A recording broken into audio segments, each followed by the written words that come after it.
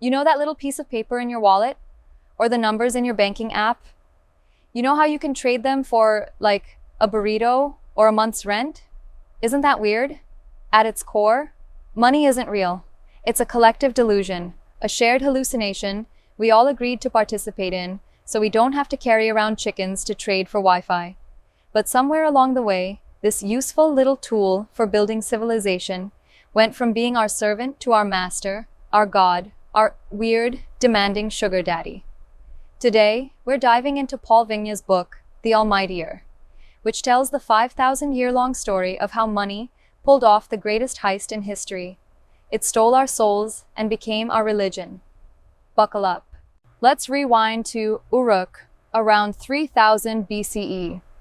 Picture a bustling city, basically the ancient world's New York, but with more sandals and less existential dread.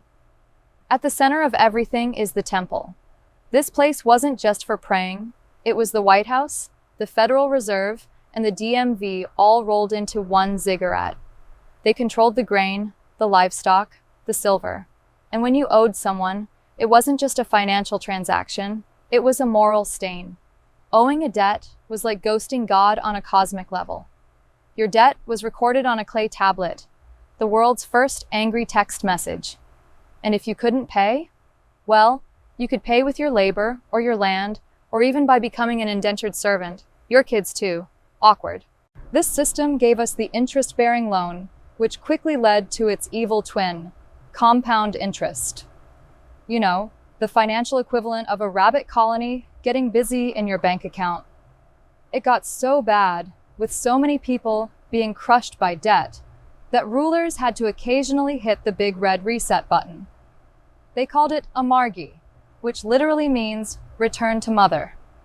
They'd wipe the slate clean, free the debt slaves, and basically give the whole economy a Control-Alt-Delete. Kept the whole system from collapsing into a fiery ball of pitchforks and torches. Even Aristotle weighed in. He said money is great for buying stuff, but hoarding it or using it to make more money through interest, that's where it gets kind of gross. Still, he liked the idea of the magnificent man, a rich dude who was so loaded he'd pay for public works. Basically the ancient version of a billionaire putting his name on a hospital wing. A hint of things to come. Fast forward a bit, we're in Jerusalem. Enter a radical carpenter named Yeshua. You might know him as Jesus. Now, forget the gentle, petting a lamb version from Sunday school. This guy was a revolutionary. His whole deal was built on the golden rule, treat others how you want to be treated. And he applied that directly to finance. Like, would you want to lose your farm and be sold into bondage over a late payment? No? Then maybe don't do that to other people. It's not rocket science. He saw the temple in Jerusalem, the economic heart of Judea, as a corrupt den of predatory lenders. So what did he do? He braided a whip, stormed the place, flipped over the tables of the money changers, and basically started an Occupy Temple movement. He wasn't just having a bad day.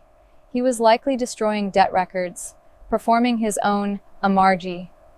For the powers that be, this wasn't a spiritual message. It was a direct threat to their bottom line.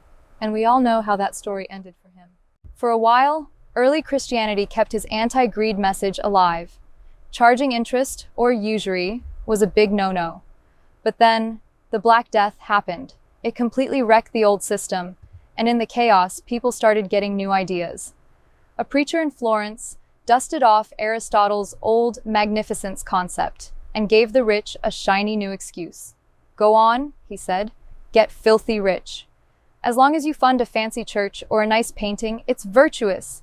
It was the ultimate moral loophole. Maybe greed wasn't a sin, maybe it was necessary, and nobody exploited that loophole better than Cosimo de' Medici. This guy turned his family's bank into a European powerhouse and basically ran Florence like his personal fiefdom.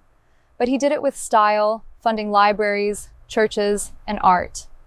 He was the ultimate magnificent man, a patron of the arts, who also happened to own your entire political system. Things got really spicy when a Medici became Pope Leo X. He brought the family's taste for bling to the Vatican and needed cash. His solution? Selling indulgences. These were basically spiritual get-out-of-hell free cards. A notorious seller named Johann Tetzel had a slogan that basically promised that the moment your coin hit the collection box, your grandma's soul would spring out of purgatory. It was the most brazen marketing campaign for the afterlife ever. This, understandably, ticked some people off. Namely, a German monk named Martin Luther, who famously nailed his complaints to a church door, kicking off the Protestant Reformation. And out of that Reformation came a guy named John Calvin, who really changed the game.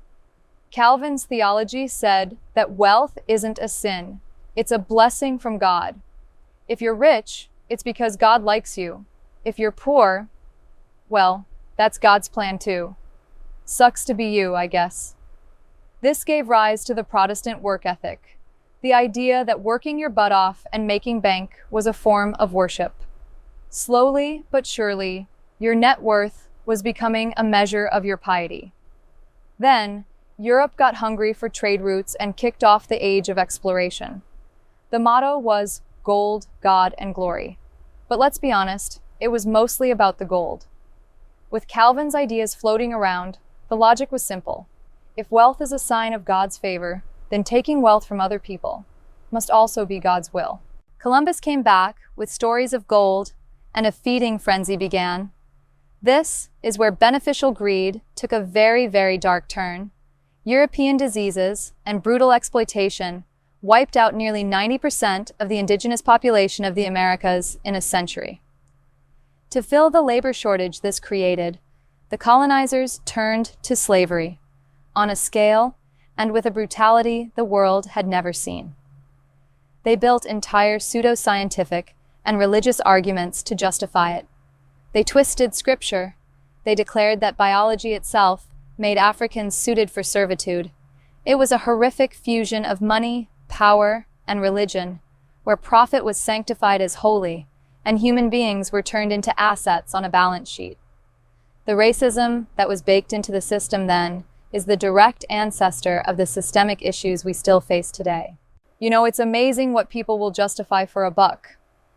Speaking of which, if the church could convince people to pay cash to spring souls from purgatory, surely I can convince you to hit that little red subscribe button.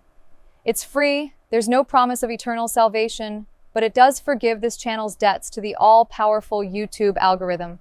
Consider it your modern-day indulgence. Go on, click it. Anyway, by the 18th century, some people started looking around at all the inequality and, the genocide and slavery, and began to wonder, are we the baddies? The philosopher Jean-Jacques Rousseau certainly thought so. He argued that money and private property were the root of all evil, a scam the rich pulled on everyone else. But then, in 1776, Adam Smith wrote The Wealth of Nations, which became the Bible for capitalists. He wasn't all bad. He thought commerce could break the oppressive grip of organized religion. But he also gave us the idea of the invisible hand. The theory that if everyone just acts in their own selfish best interest, some magical, unseen force will guide society to prosperity. It was a beautiful idea. And it was basically God. The invisible hand gave businessmen a new creed. Let greed run wild, and a divine force will sort it all out. This thinking came to a head in America. After the Revolution, the country was a mess. A farmers' uprising, called Shays' Rebellion, scared the wealthy landowners half to death. They realized they needed a stronger government, one that could protect their property from the angry mobs.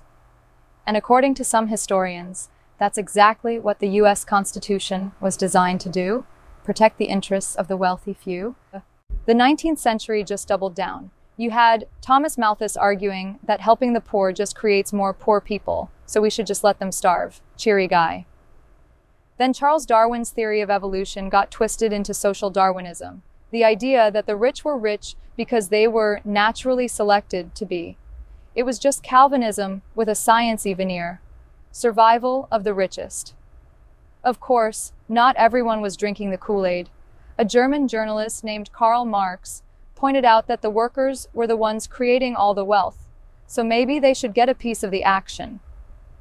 But his ideas never really caught on in America. Here, even the workers wanted to believe they could one day become the robber barons. The final evolution came from a Russian-American writer named Ayn Rand. She fled the communists and came to a stunning conclusion. Selfishness isn't just okay, it's the highest virtue. Altruism is for chumps.